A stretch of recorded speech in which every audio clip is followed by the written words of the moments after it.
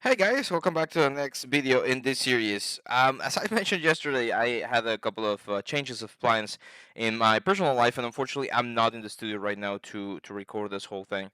So let me just check. Yeah, okay, we're recording.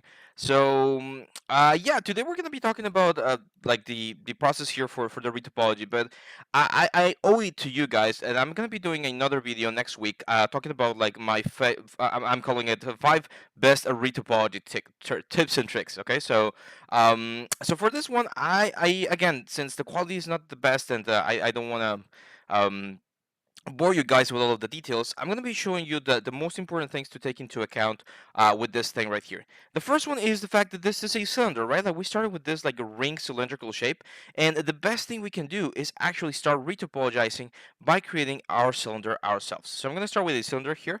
I'm going to make 2 subdivisions on the height, and then we're going to rotate this 90 degrees.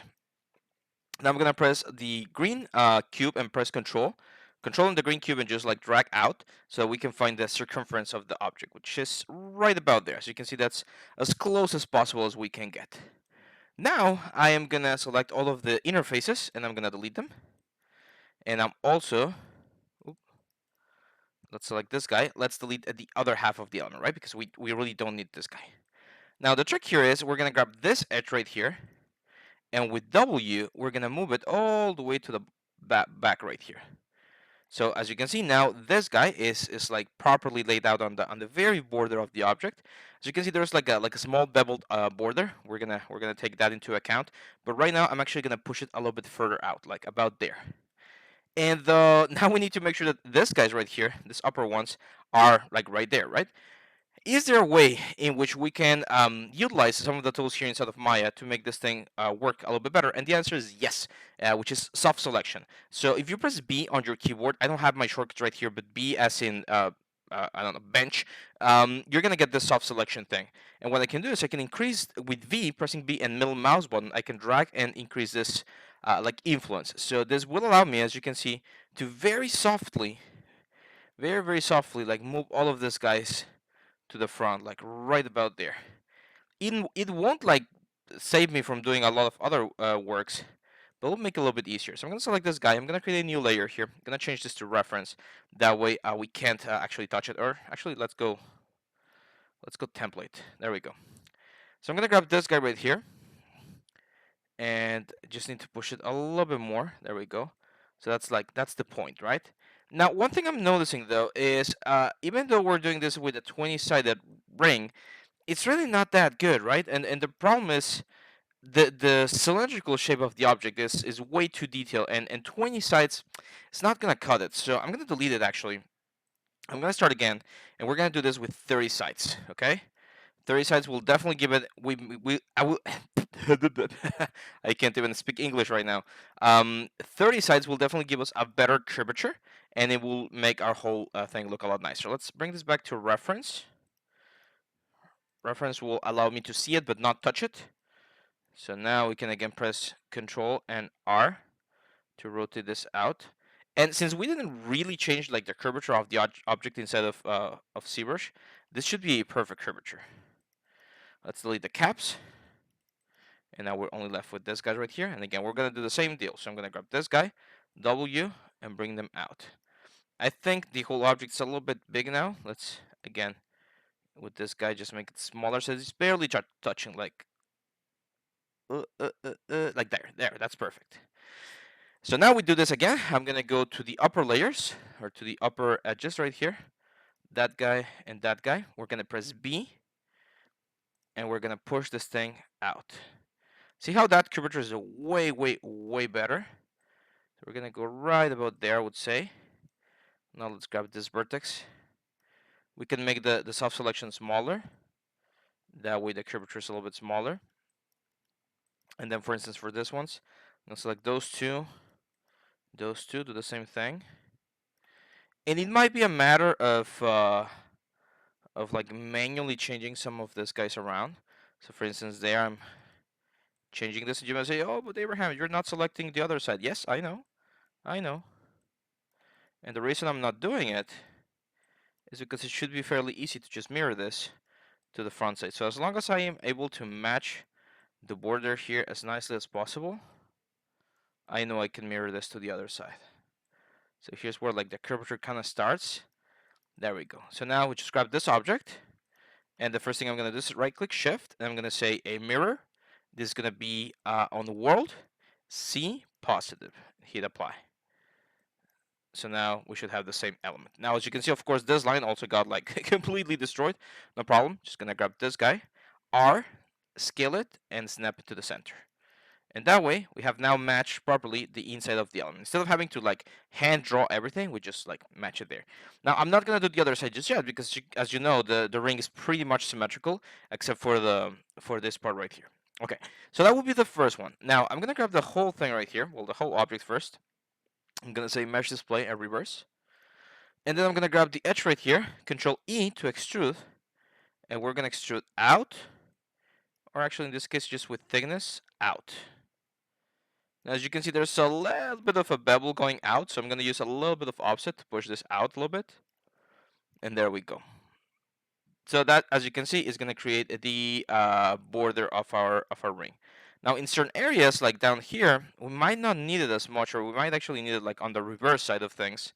Um, so yeah, it's just a matter of adjusting. For instance, here I think we can go to like the front view and just rotate these faces a little bit so that we find, there we go. That's a really nice like hold on the whole thing. Now this guy, I'm definitely gonna give it a bevel, just one bevel. One bevel should be enough. And that way, we're also going to save ourselves from some interesting effects. Eventually, all of this, we're going to say mesh display and soften edge, and that will give us a very nice soft effect. Now, as you can see, even though we added 30 sides to the cylinder, we still see some of the like faceting, right? And that's something that we can't avoid, especially for video games. You can't really avoid that sort of thing, unless you go higher in poly counts. But for this one, I'm going to try to keep it like optimized, if you wish. Now, what I like to do whenever I'm using or working with these shapes is I like to analyze the general shape, of course, the ring in this case, and like notice where are the easy parts and where are the hard parts. So, for instance, all of this bottom part, that's super easy, right? It's just a flat thing. We just need to bridge everything. So, I'm gonna grab the ring now, make it live, and we're gonna be using Quadro to do the proper topology. So, in this case, I'm pretty much just gonna grab this guy and just like project it to the center like this. No need to overthink it, no need to like do more work than we need. Just literally grab all of those points and push them to the center. Later on, if we want to like make sure those are like symmetrical, we can do that. But I'm gonna stop, and this is important, I'm gonna stop where I start seeing some like changes on the effects. So for instance, right there where one of the tentacles starts like appearing, that's where I'm gonna like cut the simplicity of this guy. And the reason I like to work with simple shapes is once you figure out your simple shapes, it's a lot easier to figure out your complex shapes. So let's talk about like the tentacles right here. This is a principle of retopology, and it says, well, it's not like a principle like written on stone, but it's something that I've always done. If you want to have a curve like this one right here, you need at least 3 points, right? In order to create like a shorter curve like that one, you at least need three points. You can't do that. I mean, you could try and do it with 2 points, but it's gonna look super sharp. So if you want like a soft looking curve, you usually want to do 3 points. So as you can see, I'm following this like main tentacle all the way over here with big squares. Don't try to go with small squares yet. We're doing big squares, and these guys are gonna go all the way over there, like there. I think that's a good stopping point. You can use shift to relax these things and make them like hold the shapes a little bit better. As you can see, I'm going through the like the border of the object, like trying to capture the border and the curvature of the object as nice as possible. So something like this.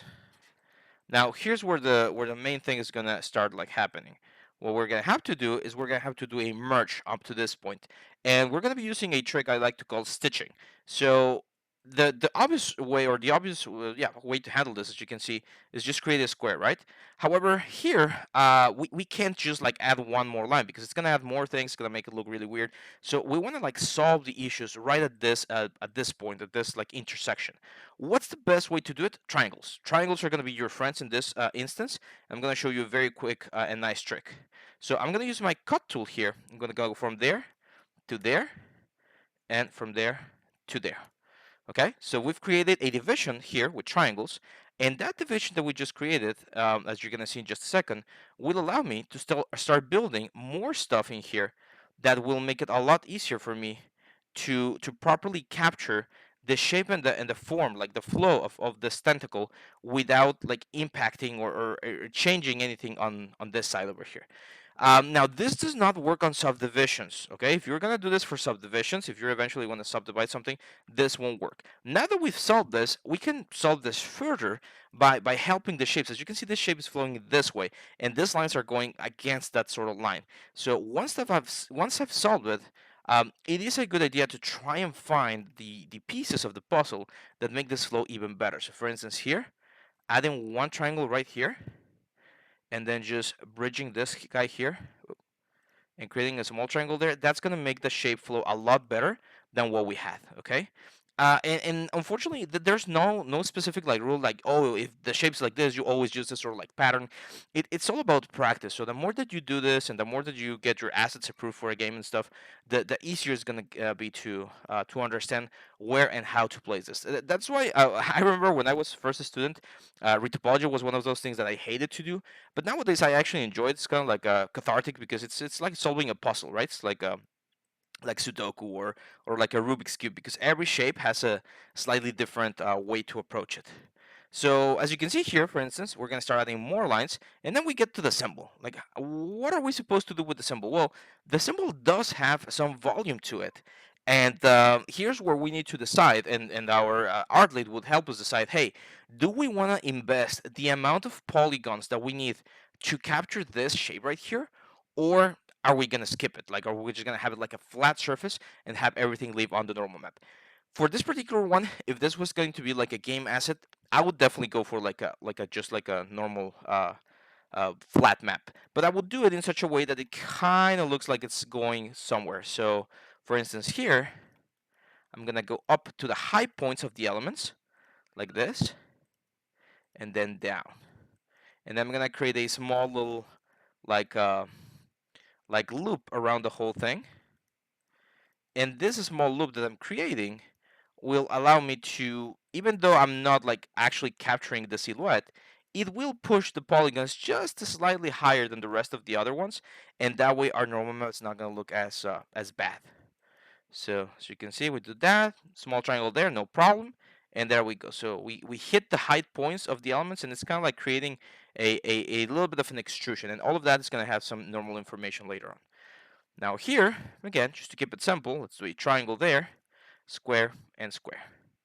Modify this, and there we go. That's how we would solve, in this case, an area like that one. And yeah, now we just keep going. That's the main thing here. We will need to keep going. So on this side, for instance, we can do something similar. Like, I don't want to modify the way this is flowing. So easiest way to solve this, just add a little triangle like this. And that way, this point right here will flow closer to the actual point that it needs to flow to, like that groove there, and it'll give us a little bit of a better bake later on. So this tentacle does have some like polygons here that we can kind of use. So we're gonna start there, and we're gonna start like building the polygons. Now, as you can see, I'm always going for big polygons. Don't try to retopologize your objects with like super small little squares, because it's gonna take you forever. Later on, and I'll show you this trick, don't worry. Later on, if we want to add more volume to the things, we are gonna be able to do so. We just need to be patient. We want to work on big areas first, and then jump onto smaller areas.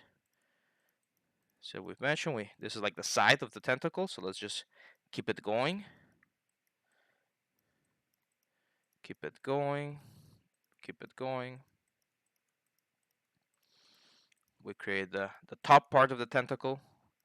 Now here's the big question.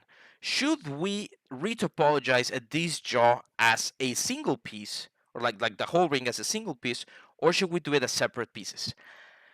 It always depends. And I hate giving those answers because everyone's like, oh, I would like to have a definitive answer. So anytime I face something like that, I know what to do.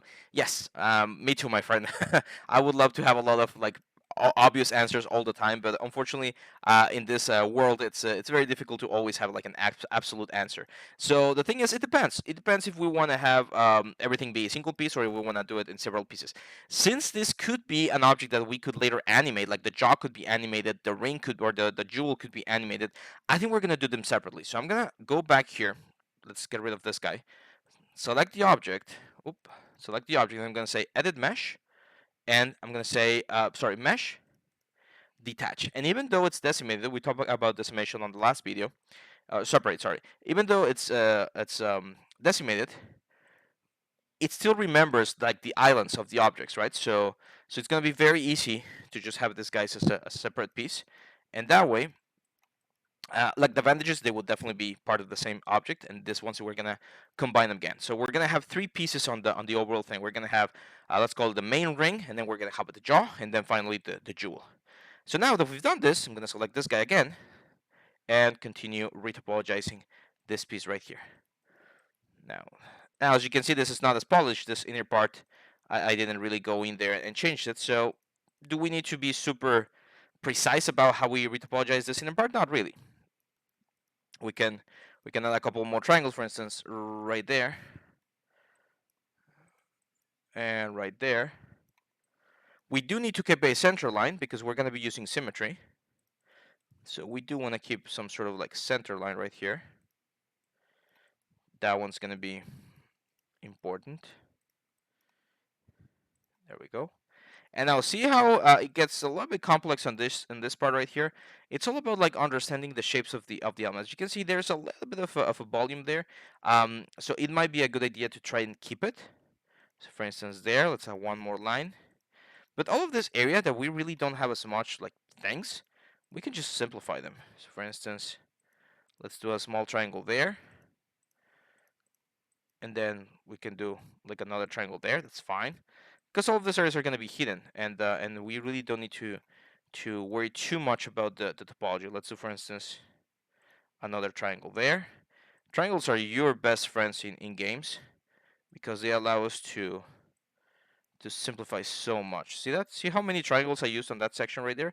And it's still going to describe the shape and the surface as nicely as like having full quads, but we're going to be optimizing quite a bit more. Now in this area, you can see that we have another tentacle. So it will be important to follow the rule that we've been following and add like three lines for each element. But then on this area, like right about here, you can see that both of these tentacles are really close together. That's where triangles again are really important, really useful, because they can allow me to keep like a really straight line without too much of a problem. And then on this side, the opposite happens. Like it would be really cool if we had a triangle opening right at this point, right? So that we could have our side of the side view of the tentacle right here, and then just continue on this side. Same thing there. So again, it's gonna sound really weird, but once you do this enough, once you retopologize your sculptures enough, you're gonna get kind of a sense of like, yeah, it kind of needs to flow this way, or it kind of needs to flow this other way, to make sure that the shape looks as nice as possible. See, like I know that this square is not gonna fly, like that one's not gonna work. So I need to start like thinking, okay, how am I gonna make this thing flow nicely into here? The cool thing about doing retopology for games is, again, since we're not gonna be using subdivision, we don't have to think about a lot of things that we normally think about. Here, as you can see, the area is a little bit more intense, more like carved in. So adding another section would be important. Triangle there, that's fine. And then here things start getting like flatter again. See here, what can we do? I don't want to add like another line over here. I mean, it wouldn't hurt, to be honest. Yeah, in this case it doesn't hurt, but if it hurted, one thing I could have done there is just a triangle to create like an anchor point to connect everything that I'm doing here. Let's do this. We got that one. Here, same deal. Let's help it. We don't want a line going into the inside of the ring, so we're just gonna create a nice little triangle there, and we can just do this right there. There we go, and triangle. See, that flows a lot nicer overall. Same deal here. We have a lot of information on this side, a lot of little like points and stuff. How can we simplify them? How can we make sure that not all of these lines go into the element itself? Triangles. Triangles are going to be the secret here. So see, that's a square and that's another triangle. And that's fine. Like none of those are going to worry me. The UVs are going to look just fine. Like we shouldn't have any sort of issue on those specific elements. So let's go here, here, and finally here, here, here. And now, I mean, this is pretty obvious, right? Like we just fill it. I'm not gonna do everything because I don't wanna bore you guys to death. So I just want to show you the asymmetrical part, which is this one right here. Now, even though it is asymmetrical, it is quite symmetrical. So my advice for this kind of things would be to start doing the things that are symmetrical. So for instance, the teeth here, we're just gonna like very quickly block them in. I can see there's a little bit of a line there, so let's push this. And as you can see, that one of the rule of thumbs is keep a center line whenever you can. Not all objects are going to be symmetrical, but in this case this one is. So keep it, go for the high points, like try to hit the high points, because all of the low points are going to be baked into the normal map. That will be another one of my advices.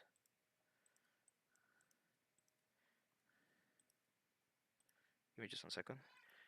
Sorry, had to get a call right there. So yeah, just keep the metal line, keep pushing these guys to the back and or to the lower areas like this.